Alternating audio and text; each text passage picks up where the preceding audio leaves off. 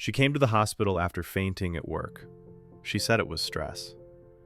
But that wasn't the real reason she collapsed. She was 34, calm, polite, sitting upright on the bed like she didn't want to take up space. Vitals were normal, tests were fine. Nothing explained why she'd passed out. When I asked if anything unusual had been happening lately, she paused, then said, "No, everything's normal." But her hands were shaking. I asked about her home life.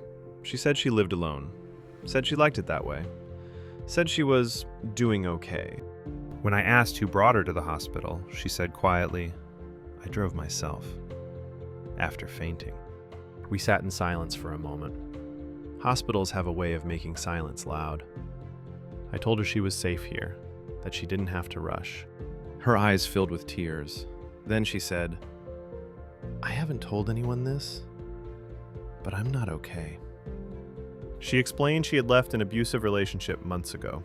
No bruises, no police report, just fear she carried quietly every day. She didn't want pity, didn't want questions, so she told everyone she was fine. She hadn't fainted from illness.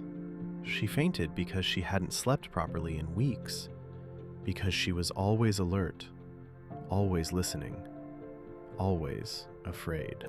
She said the hospital was the first place she felt allowed to stop pretending, the first place she didn't have to explain herself. Then she said something I'll never forget. "If I didn't collapse, no one would ever have known."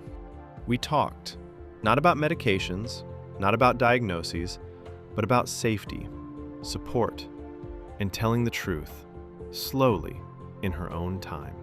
Some patients don't come to the hospital because their bodies are failing. They come because they've been carrying a secret for too long. And sometimes, the most important thing we treat is the truth they were finally brave enough to say. If you enjoyed this story, don't forget to smash that like button and subscribe for more stories like this.